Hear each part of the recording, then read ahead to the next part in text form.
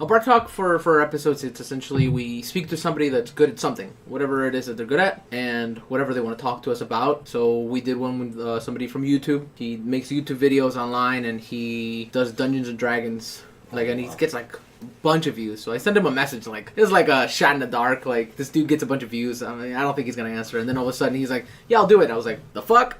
Sweet. Alright, cool, yeah, let's do it. So I set it all up, so we've been doing this. So, I'm sorry, man. What's your name? Matt. Matt. I'm Carlo. Carlo, nice to meet you, buddy. And we're with Tom. And thank you for joining the Bar Talk. All right. So, Matt, what do you do? Tell our listeners maybe. Well, my day job. I have a day job. I'm an HVAC technician. I work at, and that's how I met Tom. That's actually how we cross paths. We work alongside each other every day. So that's what I do during the day. I cut my hands up. Been doing it for about 8 years now. It's a fun job. It's it stays, you stay busy, and it is excruciating, and we do freeze, right, Tom? We work in sub-zero temperatures. Yeah. So that's it makes you look towards retirement. Well, maybe you, but me, I still have another 40 years. Oh man, I feel for you in those cold winters. But yeah, that's what I do. But during the night, I am a singer-songwriter, and you can catch me. Yeah, I'm always out in Wellington. Hang out at Forts, Red Iron, hang out along the little beatnik places, and everyone's writing songs. It's really a hotbed in Wellington, Medina. You go to Wellington, you'll find a hotbed for songwriters. It's really cool. Any night, really, of the week, you can find somebody. And that's where it all started for me, and I've been doing this ever since, and just fell in love with it, and it's a huge passion of mine. Speaking of it all starting for you, how old were you when you actually started to get into the whole musical aspect? My favorite toy as a kid was a little tape recorder, the old school tape recorders. I'm talking 1980, 85. And we would just sit there and hit it, and no instruments, and make up songs, sometimes use our mouths as music, being corny and stuff. But I was a single child, so I would do a lot of just making songs up right then and there. And that's what I did. I loved it. I enjoyed it. And about 14 years old, I wanted a guitar. And once I got the guitar and started writing, everything just started falling into place. And I wanted to be a writer with novels and stuff. Huge Stephen King fan, but that was a little too much for me. I found out songwriting fit my mold and my schedule and my lifestyle so much better. And it just took off from there. Nice. So when you started playing guitar, did you actually realize that this is what you wanted to do? Or, Yeah, it is actually what I realized. My family has a huge holiday get-together, and all of my uncles, all 4 of them, are amazing on guitar, way better than I am. And they would come over, and they all would have a huge get-together, sing out, bash. And I always thought that was cool. It caught my attention, and so that's kind of why I wanted one for Christmas. I got one and bled and almost gave up. Guitar is one of the hardest instruments ever to learn. There's no doubt. And I almost gave up, but right about 15, I finally kind of latched on and caught it. And once I caught it, I went with it. I kept going and started writing. And a couple songs I wrote at the beginning were kind of hokey and dumb and not really fun. But once I started getting serious and putting a lot of thought into it, spending time on it, giving my energy, things just started falling in place. And people were noticing, wow, you wrote that? You mentioned songwriting a lot. I just want to know, what's your... everyone's got a process, right? Oh, there is. People drive, they drive in the car and they're thinking about it. What do you do? I'm learning as I go. I found out the best for me is I can't have a pencil and paper on the job site, but I can have my cell phone. So what I've been doing as of late is a thought will come to me, and I'll grab my microphone on my phone, record, and I'll just spit out an idea. There you go. And then I'll start singing the chorus. You start with the chorus first, because that's usually what hooks you. And I'll think of a chorus, and I'll just spit it out in my phone. Next thing you know, I play it back, get a feel, and then the verses are falling, and it's just, that's how my mind works. I don't know how my mind is so apt with words and just running through my head. I love words, and that's how I use it. Start off with a song. And so you kind of have to be well read. Yeah, I guess. I guess you can tell if someone's well read or not when they write a song. There are people who write songs who aren't. I mean, I could name some people, and you just go, wow, how did that make it on the air? Yeah. But then there's some, like, Garth Brooks always seems to find a song that has a great message in it and is well written. So I kind of aligned myself up with George Strait, Garth Brooks, the big boys in the country music field, right. and I wanted to try to do that. I wanted to send a message in my music. So once you have a message, like for instance, this gun shooting, a horrible incident in Florida. Oh, right, yeah, man. It's still blown me away. As that was playing, I'm not going to play that today, but because I'm still working it out, it's a tough song. But when that TV was spitting out those horrific images, I was writing down a song. Right. And the name of the song is called "Today at School." And I actually wrote a really deep song about how the boy goes out of the house to say goodbye to his mother, but he doesn't know he'll never see her again. And the girl that goes into the school, and she's talking about her boyfriend and giggling, and she doesn't realize that she'll never be able to kiss him again. And then the chorus is just perfect on just what I've got the chorus. I'm excited about it. It is hard to write, though, because it is so, I was almost going into tears. Right. It hurt my heart so bad to write what I had to write in the chorus about how kids can be so cruel. Mm-hmm. But it's I would love to come back in the future and maybe play that for you. Yeah, because man, it's totally, a deep whenever. song, and I think the country needs to hear it. Yeah. Seriously, I think the country would get the kids in high school would get it and would try to say, yeah, we got to fix this. Well, one of my main questions is I know that you said that your uncles play guitar and stuff. Were they the ones that kind of made you want to do it? Did you have any family members that kind of were like, hey, why don't you give this a shot? Was it your dad? My dad can't carry a tune in a bucket, as he says, and he can't even pick up a guitar. So it wasn't my dad. My mom's not too big in singing either. It was my uncles, to be honest. I think my uncles really made it fun for me. It wasn't a job. It wasn't going to practice every Sunday for an hour and just being bored. They made it fun, and thank God for them, because I probably wouldn't be doing this right now if it wasn't for them.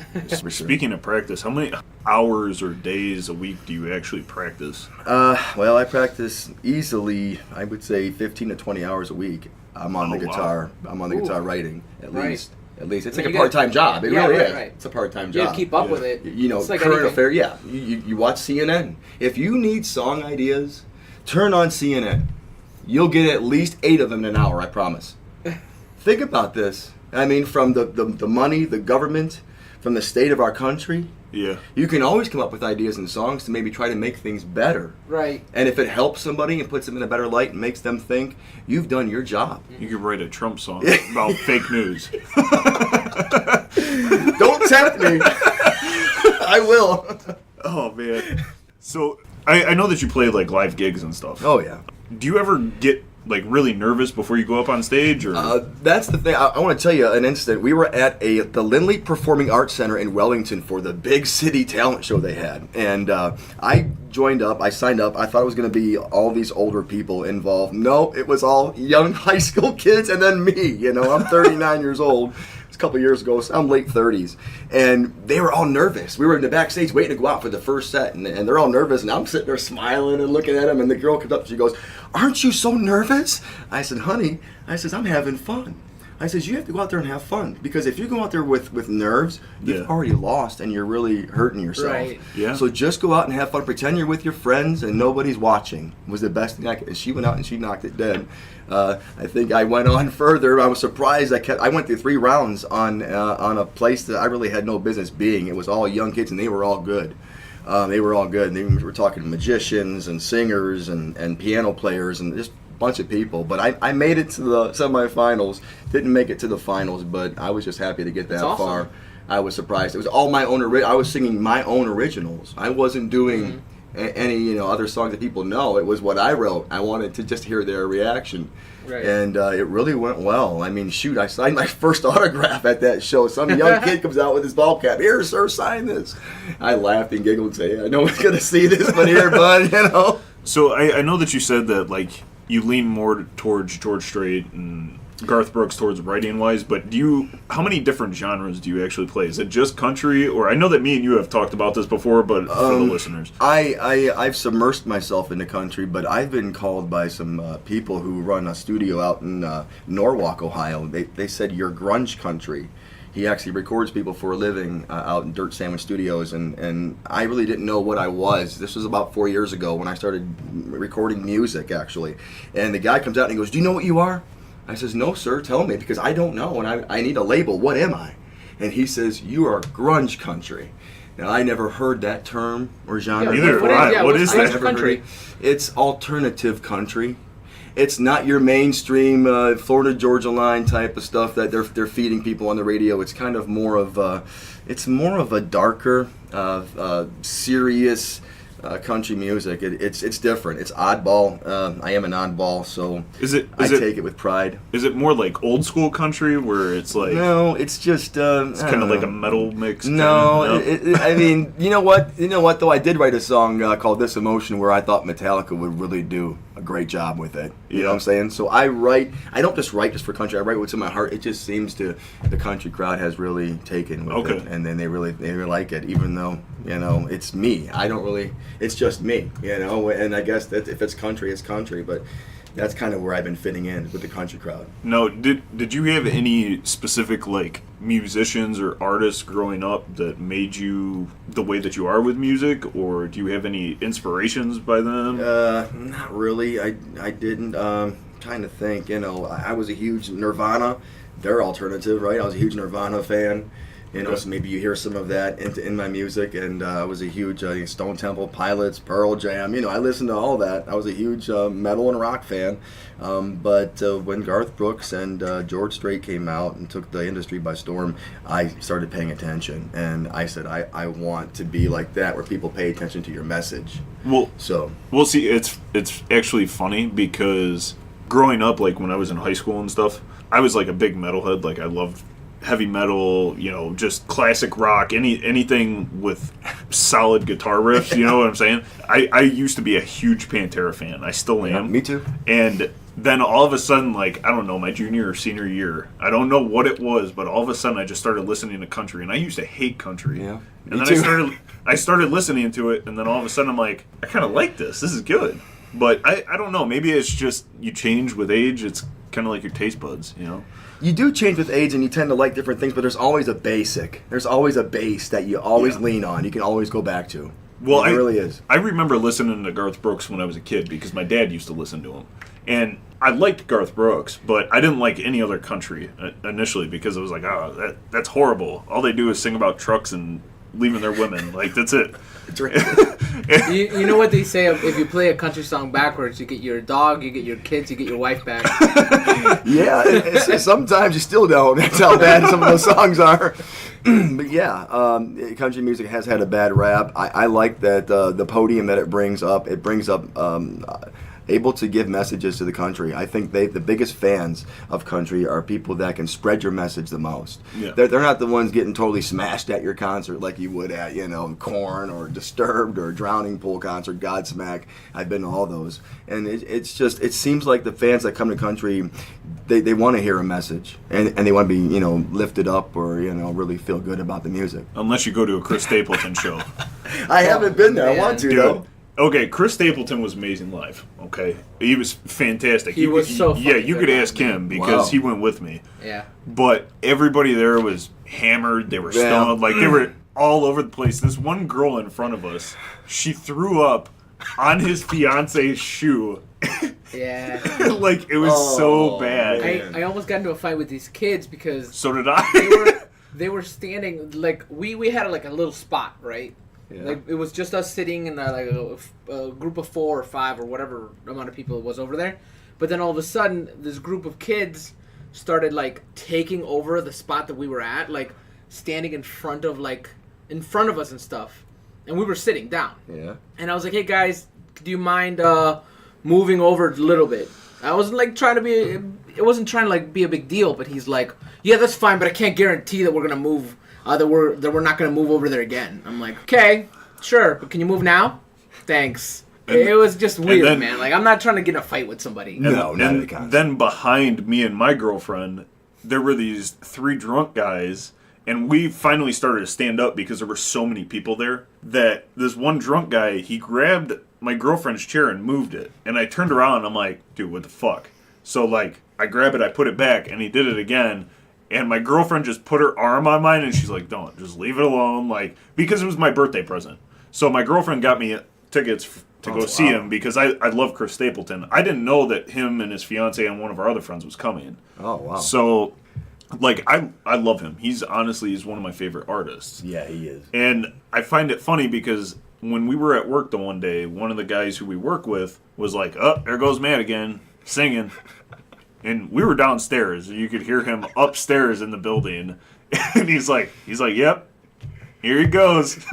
He's like, "Just wait for it." I'm like, "What are you talking about?" And then all you hear is him upstairs singing. And I'm like, "Hey, he's pretty good." I'm like, "That's all right." Like, at least it's not like me. Like, if I would do that, they'd be like, "Shut the fuck up." Yeah. I'm just trying to take my mind off of the sub-zero temperatures a lot of times. Or if I'm having a bad day, I just sing a couple songs and it tends to brighten my mood. That's why I sing. Yeah. Because I always feel good. The endorphins release. I mean, there are a lot of things going on with the body when you perform. Yeah. You really feel good. You do. And you don't need any drugs or alcohol or any of that to put yourself in a really good spot when you're doing this. I fell in love with the rush. I fell in love with the feelings, with people watching, with me having the opportunity to say my message was enough for me to just really get a kick out of it. And I've been hooked ever since. Now, one of my other questions that I wanted to ask you is how many shows do you actually play a year?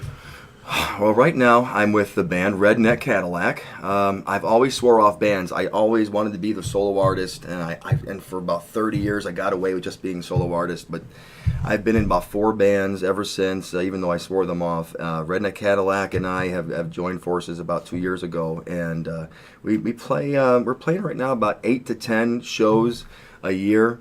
We do is at Jackie's Sports Bar. We've got a 4-show contract with them, so we play every 2 months with them. Yeah, I was surprised. That they just signed us up for 4 shows without hearing us. But my guitarist is Dan Stanmus. He is actually, if you guys know anything about Cleveland Blues, he won the 2016 Blues Award CD for Papa D and the Aggravators. I actually watched him on that day on TV receiving the award for the best blues album. So That's here, awesome. this guy's in my band. He wanted to do country. And I said, well, okay, let's try this. So here I have a blues guy as my lead guitarist who plays guitar amazingly. I mean, all he needs is a beer bottle to play some nights. He's doing that, and people are going, what?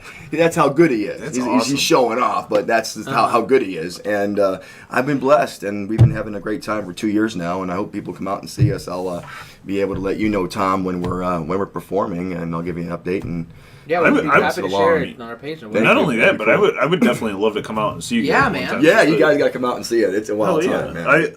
I know for me, I've always loved music. Like when I was in school, I used to play saxophone, and then you used to play saxophone. Yeah, that's cool. Yeah, I used to play saxophone like a motherfucker too. But the thing was so leaving middle school, in order to play in high school, you had to join marching band. And I didn't want to do that. I just wanted band. Yeah, right. So I could see you with that. Oh yeah. Like with that like outfit that they have to wear. So I could just see that. Let me that tell would you, be hilarious. It would be. I almost failed band 8th grade. Okay, and the reason why I almost failed is because I didn't play the stuff that they were having us play in the class. So when it came to playing that, I was like, oh, well, I haven't been messing around with that. And he's like, well, what have you been playing? One of my favorite songs of all time is Money by Pink Floyd. Oh, yeah. So when I was in 8th grade, I was trying to play the saxophone solo in that song. And I was able to get up to the point where, when he hits that really, really high note, I couldn't get that. I'd get up to it, and then I'd blow into it, and it would sound like shit. Yeah. I'm like, and then once I said that I wasn't going to be in band anymore, my parents were like, well, we have to return the saxophone. And I'm like, fuck. Yeah. But I used to love it, man. The thing I really want to learn how to play is harmonica. I think harmonica, by far, you can just pull it out and play it anywhere, and everybody's like, oh, that's pretty legit. I like that. Like, it doesn't matter what genre. I have a harmonica upstairs, too. Do you? Yeah, if you want to. I have a couple, actually. Harmonic is great. It works in all music, man. Blues. Yeah, because that's the one instrument that no matter what genre you're in, if works. you hear somebody playing it, you're like, damn, that dude's good. I mean, if you're in a full metal band and all of a sudden it's like, Slayer? and all of a sudden like, so like, come on. Yeah, metal's kind of out of the question, but... I mean, I feel like somebody could do it, and then everyone would be like, "Whoa, that was kind of cool." But see, I don't throw mean everybody off. I don't mean in like an actual song though. I mean like the people that like certain genres. Yeah. You know how they're very specific when it comes to the music that they listen to. That's the one instrument that. You can pull it out the best time would be probably camping when you're just sitting there camping by the fire. Somebody pulls out a guitar, and you pull out a harmonica. Or I mean, even if you're having like a mellow party and like everybody's just chilling, you're like, I'm gonna play this for a little bit. You know, like show off. Yeah, exactly. Or stand up, climb the chandelier, go crazy. You're like a single guy. You're at a party. You pull out the harmonica. You think you're not getting some ass that night? Come on. Yeah, that's a good possibility. Yeah, okay, sure. So, did you have anybody in specific that inspired you to do it, or is it just something that you picked it up and you just ran with it? I just picked up and ran with it. I wanted to create my own legacy. I was an only child. So I just had to kind of find my way. My mom was I lived with my mom. She was a hard worker at Ford Motor Company, but she would come home and just literally crash on the couch every night.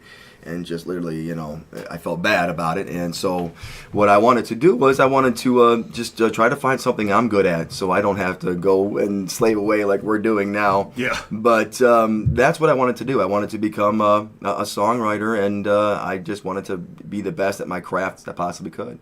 Yeah. Well, I know, like, with us, we obviously hope that this takes off one day. I mean, right now, we have a small following, which 20, 30 people listen to it. Yeah, that's amazing. So it's we one still of love them. Yeah, I mean, we had like 5 listeners initially, and then 4 of them were us. Yeah. Hey, I am one, by the way. Ah, thank you. Yeah. Oh yeah, you did subscribe? I am one. I am awesome. subscribed. Okay. I get all your info when things pop up and the new release is out. Now my question is did you listen to the last episode? I did not listen to the last episode. Okay, good. Well, there's a point. Do you remember when I told you that you were going to need brakes on your van? Yes. Okay, there's a point where I talk about that in the episode, and I was saying, I'm so sorry. No. What I was saying is immediately after I told you that, you remember Tyler and Bill? Once they found out that I was a mechanic, hey, do you think you could help me switch out the transmission on my car? Hey, do you think that what's going on with my car? I'm like, man, why the fuck did I have to say something? Yeah. And the same thing goes for me. Once they realize that I play music and I'm at a party or something, they say, "Oh, I have a guitar. Here, you get to play something." So it's the same situation. Once they see that you're good at a craft, like you are with mechanics, and like with me with guitar and playing, you kind of are pigeonholed from that point on to always help somebody or to entertain somebody. Well, that's what's your go-to?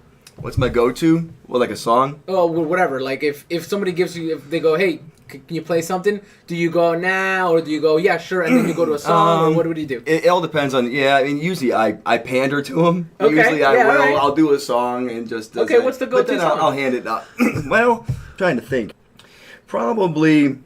Maybe Metallica, Nothing Else Matters. I do a lot. That's again, it's surprising coming from a country guy, but I like that. No, it's a good song. It is, and it's easy to play. First of all, that's the main thing. But is it really?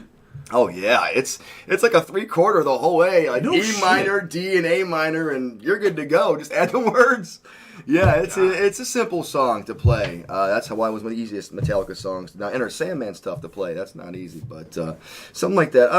And usually I'll do one of my own. Usually, Wanted Sign, a song that I have written about 4 years ago. It took me 2 years to write this song, but everybody seems to know me in Wellington for the song Wanted Sign. They know the song in Wellington before they even know me or my name. This song has taken on a life of its own. Nice. In Wellington. They don't even know me. They just know of the song. I'm like, yeah, I'm the guy that wrote it. And they're like, oh okay, great song. That's a positive, though. I mean, but it is. It's a boost to me that says, okay, I must be doing something right. They liked that song, so I must have done something right there. Yeah. So let's try keep doing that. So it really is. I love feedback. I love negative feedback. I get that too, and I take that and I run with it. It helps me mold and shift and shape my craft as I go. In your shows, do you get hecklers at all? You know what? I haven't had a heckler yet. I know there will be one event. There always is when they get drunk and they just maybe not like country music or something. They will start heckling me. You just smile. I used to be a DJ about 20 years ago, and I've gotten some doing that. You just smile and try to. Did you have a do the DJ best. handle? No, I didn't have a DJ handle. No, I didn't. DJ Matty Matt. Yeah. Or no. like Joe's is DJ Darkside. I was a DJ when I was 20 years old, and they didn't know I was under 21, and I was drinking in there. And my birthday fell on the day I was working in there, and I was 21, so I was like, yeah, today's my birthday. I'm 22 today. Well, that was like when I used to work at the bar. Oh my God, man! When I worked at the bar, I was 18. Oh man! And they thought I was 21, so I would drink up there. And then the one day I came in, I'm like, man, I gotta find a new prom date. And they're like, what? They're like, prom? We thought you were 21. I'm like, no, I'm not. I'm 18. Wow. They're like, oh. Well, anyways, keep working. Yeah. But I was kind of wondering, have you ever, while performing, have you ever had a mess up, and how do you deal with it while you're performing live? I did have a mess up. When we were doing that talent show like I was talking about in Wellington, my lead guitar player, Jack, a good friend of mine, we were in a band called Chasing Thunder when we did this. And his actual cord that hooks into his guitar actually got snapped in half prior to the song being sung. Somebody ran the podium over it, and the cord was coming out of the stage, and it cut his cord in half, so you couldn't hear it. So he was the whole time trying to play, even he was playing the chords, but he couldn't be heard. And so somebody saw that during the act, and they ran up there, and they were able to get a new cord up out of the stage. They had like 4 of them, and plug it into his guitar. And I just kept going and singing and smiling and pretending nothing was wrong. And he came right in. Yeah, and he came in and he nailed the solo. He right at the solo part, and he was able to nail it. And everybody kind of didn't notice, and nobody said they knew. And we went through, and we got through to the next round. So I used to do a bunch of like musicals for like college and high school and stuff like that, and I did this one show, and in the middle of it I had a solo song, and it was like the last Sunday, like the Sunday before the last weekend, and we're singing and stuff like that, and my solo comes on and I'm singing, and there's a moment where I forget the words, and I went something, I was like, what? And then I just walked back, and like walked up, and we kept dancing, and I was like, now I remember the words, and I just like kept singing, but afterwards everyone was like, how the hell did you recover from that? And I was like, no idea, let's keep going. Yeah, it happens. You know what's funny is, like you said, you're going to play a song for us today. Yeah, that's awesome, man. I think after that, we should have him play a song and you sing too. Sure. Yeah, that's fine. We'll play a song. No, because you know what? Here's the thing. He has a legit as fuck voice. Okay, he always has. Thanks, man. No, I'm not trying to boost your ego. Like, when we go out to karaoke, every once in a while we do it. I'm horrible unless I'm, like, hammered. Right. So, and then I'm still horrible. I just don't feel as bad. But he, I don't know, man. He's always had a good voice. I wish that I was able to sing like you guys because I sound like shit. Well, you know, I don't know. I think everybody can sing. I really do. I just think it just takes a lot of practice and time. I think that there is a level of difference. Not like specifically talking about me and him though. Like you could look at like the people like American Idol, right? You know how they have those like people that come in and they all like, look the same, don't they? Yeah, and they're like tone deaf to hell and like stuff like that. Like you can want to sing.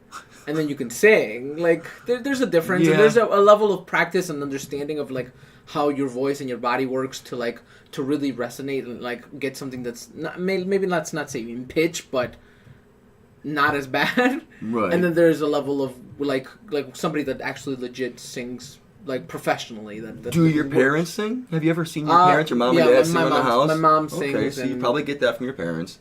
Yeah, it's my whole family. My whole mom's side of the family. They're singers, and so you get that love of it. Yeah, and that's wantingness to do it through them. Right. Yeah. It's just a matter of how much you do it and how you can learn along the way. That's all. And yeah, I've learned from. I go to a lot of older singers, older musicians. I hang out with them because they've got the best advice. Yeah. And they'll, you know, I take all the criticism and everything they got from me, and I thank them for it, and then I go home and I try to listen to what they say. It's important. Do you have any like what's your favorite memory of just performing. Do you have a favorite, or? I do have a favorite. It was actually a free show at the Medina County Fair. It was for an older gentleman who was a Harley-Davidson rider, and he had a big contingency of friends, and he passed away on his Harley-Davidson in a bad crash. And there was 3 or 4 bands there, and I was lucky enough to be picked. This was back in Chase and Reynolds days, my first band ever,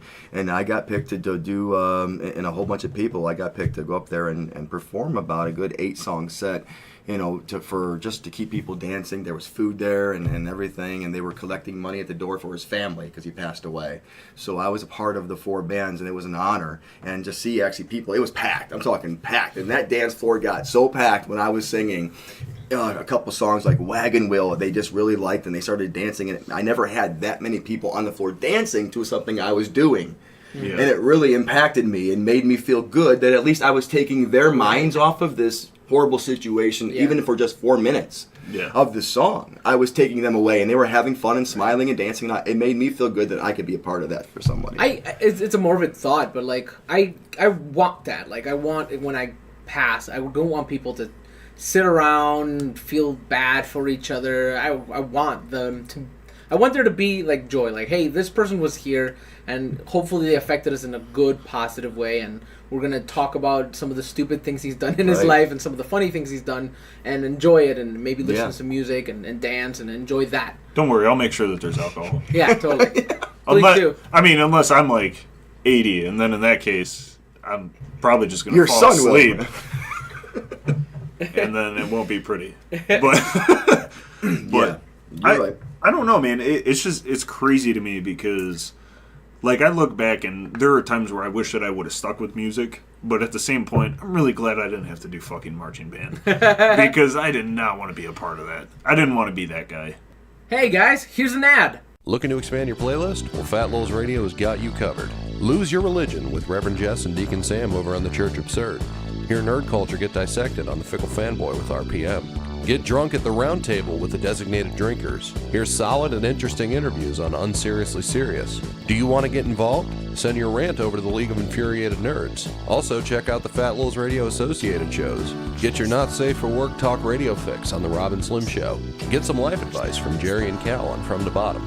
All of these shows and more await you at Fat Lowell's Radio. You can find us on SoundCloud, Facebook, Twitter, and various podcast apps, as well as our website, fatlowellsradio.us, HTTP, not HTTPS. We hope you enjoy the smorgasbord of shows we have prepared for you. Fat Lowell's Radio, stuff full of entertainment. Hey, thanks for listening to that ad. That was awesome. Well, hey, welcome back. Sorry for that. We have one ad for one very, very special network called the Fat Lowell's Radio Network. So we have to put it on. Which we just recently joined. Yeah, congratulations, by the way. He told me, and I knew that you guys, when I heard that, I just see you guys rising. I really do. Dude, I see you guys rising. Yeah. I really do. It just takes energy and passion, just like me and with my music. Right. They can tell in the crowd if I'm just half-assing it. Yeah, totally. Okay. Because there have been a couple occasions when I have, only because something drastic may have happened in my family. I may have lost a grandmother or something, and I have been really down. I didn't want to do the show, but like you said, the show must go on. Right. So you can tell in my performance that I was lackluster and just really, being bad. But when I'm on it and enjoying it and everything, you can see the whole, it's like you're spreading your energy to everybody. And if you guys can spread your energy of your podcast and designated drinkers and just keep on bringing good people in here and keep this rolling, I see good things for you guys. I really do. Man, so thanks.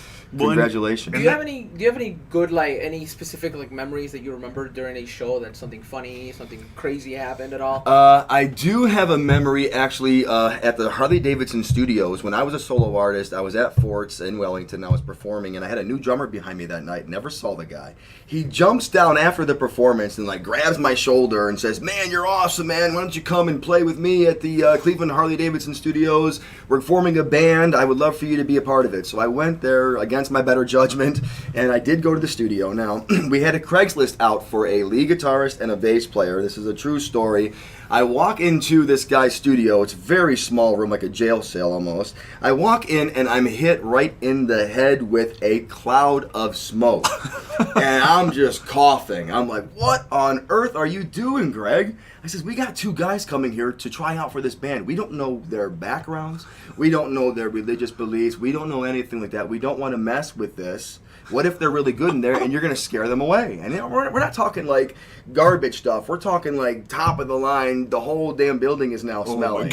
I was pissed. I was angry because I'm taking this serious. Right. And totally. he's just like, oh, don't worry about this. Everybody in the music industry does this. They're used to it. It's everywhere. This is no big deal. They won't care. I'm like, you better be right, buddy. I'm going to go use the restroom. I'll be right back and we'll get this thing rolling. Well, I go use the restroom, come back, and they're already there. They're already in the room, and I'm looking at this gentleman in front of me who's the bass player, and the first thing I see is a gun inside a holster, looked like it was serviced to the police department. Okay? This is a true story. I wish it wasn't. And so I look at Greg with evil eye. He's looking at me, and he knows I'm panicking now. Because now not only can they walk out on the band, but they can get us in trouble, you know? And so Greg goes, oh, don't worry about it. Hey, this is Mike, Matt. Hey, guys, nice to meet you. And he goes, I already told him about me doing weed and everything, and he said he's okay with it. Just don't do it in front of him. He can't be around people doing it in front of him. And then he goes on to say, I told him I grow my own at my house. Oh, my God. This guy needs to be smacked at this point to shut his mouth while you're ahead. And he seemed to didn't care, but he never came back after the audition. He only auditioned one day and never came back. So I didn't know if that had something to do with it. He was good.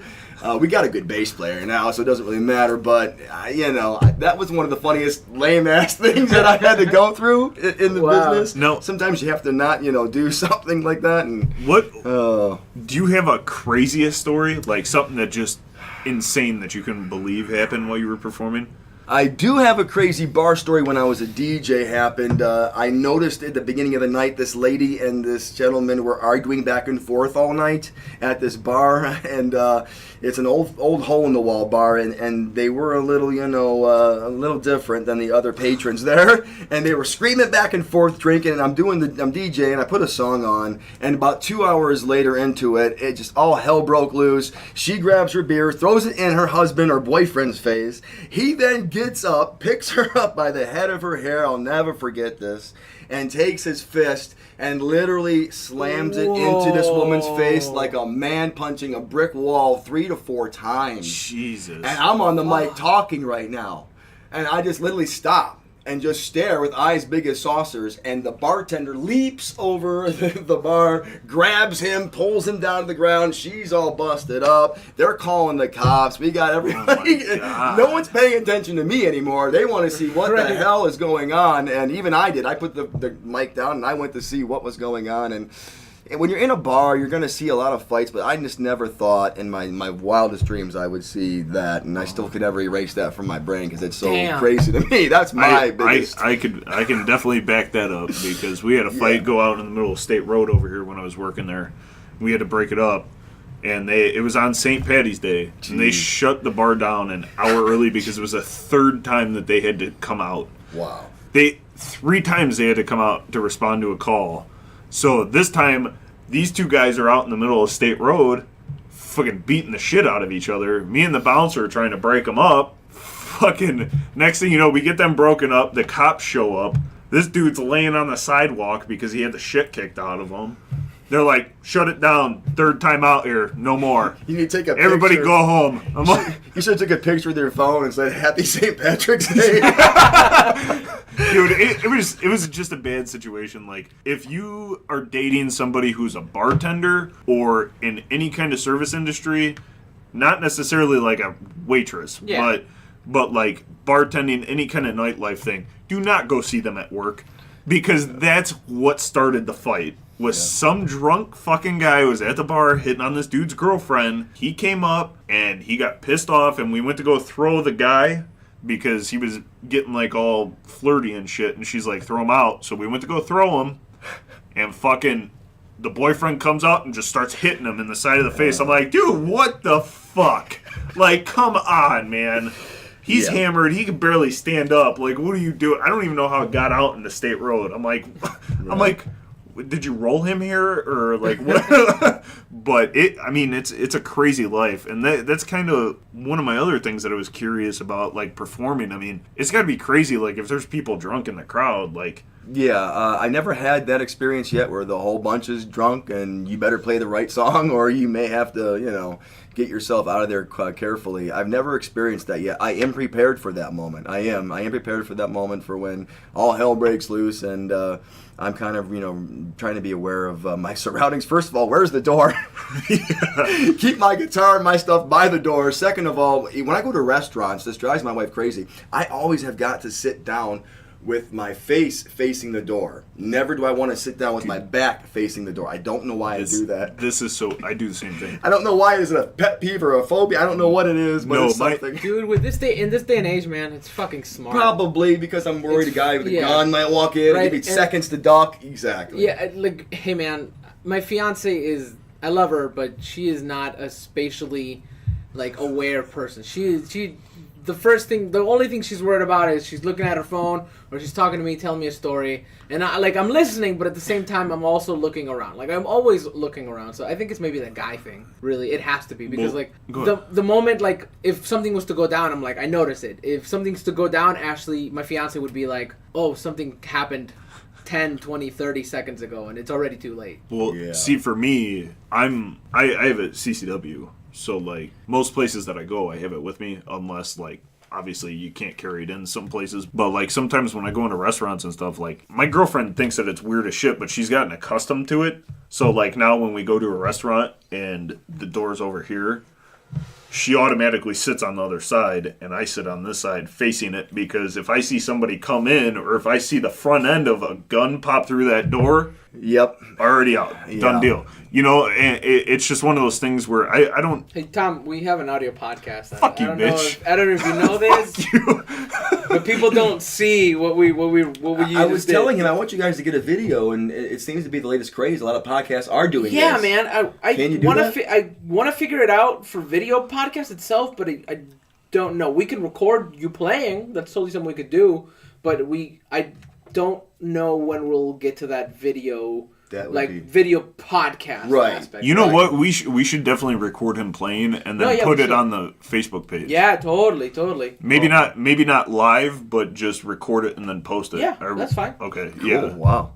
No pressure. All right. I like that. There's no pressure. Hey, if I screw up, I screw up. I mean, I don't. You can't. Well, we'll be recording and we won't put it live. So so if you I want won't screw up. I won't screw up. I promise. It's my song. I better not. I should know the lyrics. So I just find it funny because, like, I honestly think that you two are the first people that I've heard say that about sitting with your... Really? Yeah, because... It depends, though. For me, I'm not, like, usual about, like, I need to sit in this spot. Oh, no, I have to. Yeah, it's more than anything, I'm more aware than Ashley is. Well, see, Nicole doesn't... the reason why she automatically sits in that spot now is because before, when she wouldn't, and I'd be on the opposite side, the whole time that we were sitting down, like, I'd turn around and look. Like, I'd be...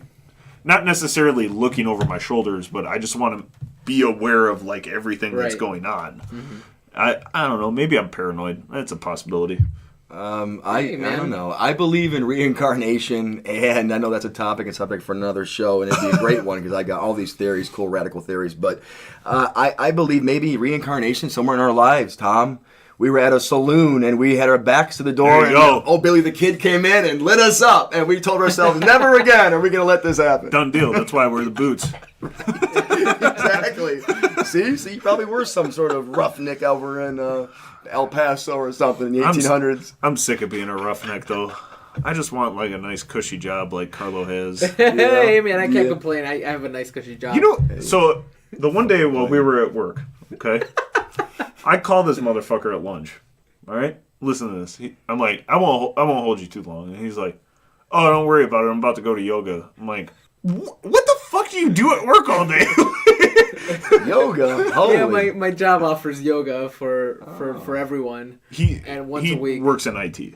Oh, yeah, okay. so I do yoga on Tuesdays, and the funny thing is I work 11 to 7. So I come in and yoga's at 12. So I come in for an hour and then I tell everybody, I'm like, all right, I'm going to yoga. Walk away and I do yoga for like an hour. So Wow. yeah, it's legit. And that works? That makes you feel more relaxed. I like yoga, man. I train Brazilian Jiu-Jitsu.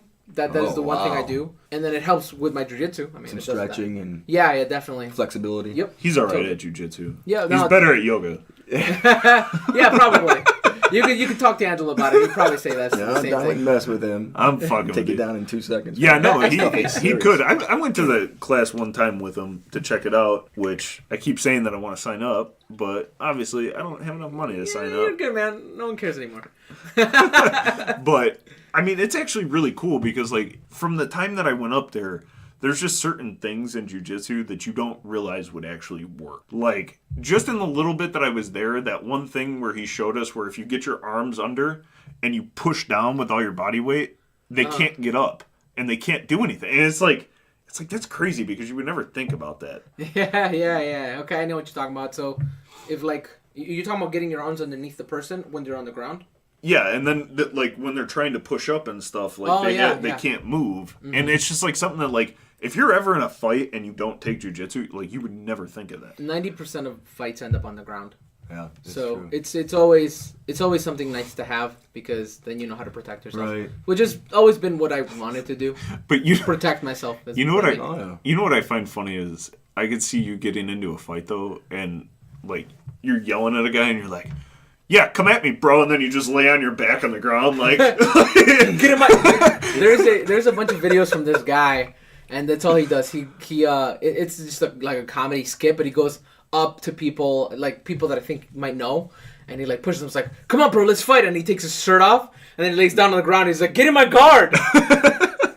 So yeah, it's a thing. But anyways, with that, I want to thank you for joining us. This has been a fantastic episode of Bar Talk. I think I learned a bunch about it, and I know you're gonna play a song for us. Yeah. So I brought the yoga guitar.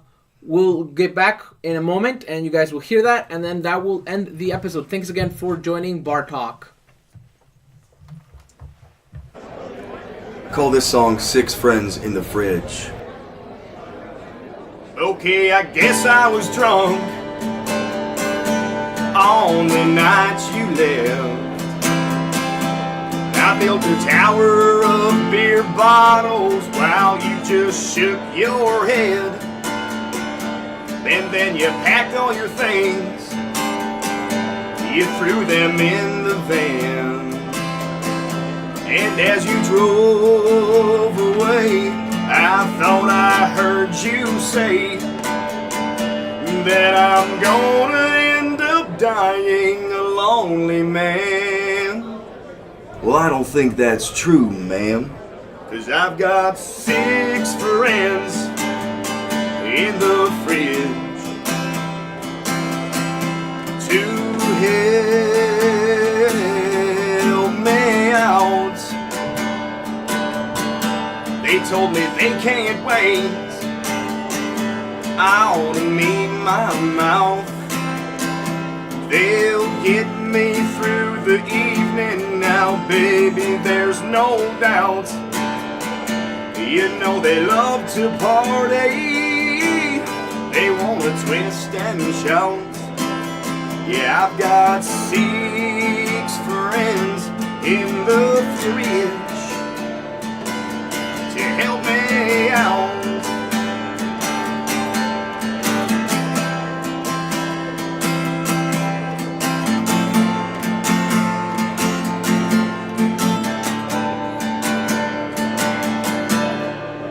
I love the grocery store, 'cause all my friends are there. They hop in my shopping cart, man, yeah, they'll go anywhere. Oh, but when I get home, they like it nice and cold.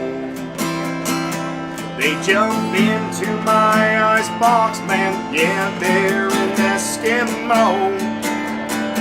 Because the best spot they got is in my Frigidaire. See, I keep it nice and cold in there. Yeah, I've got 6 friends in the fridge to help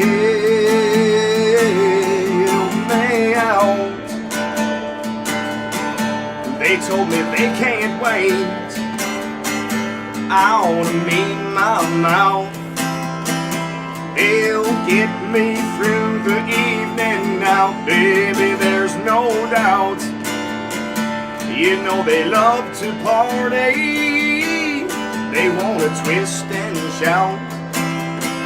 I've got 6 friends in the fridge to help me out. Oh,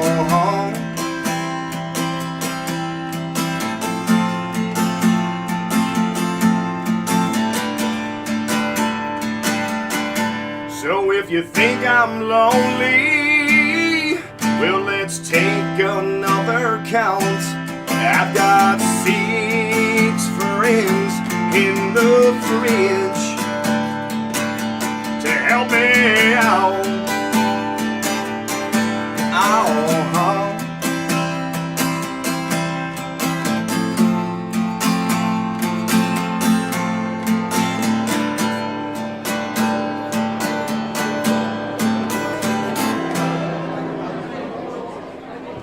Matt Chase, everybody.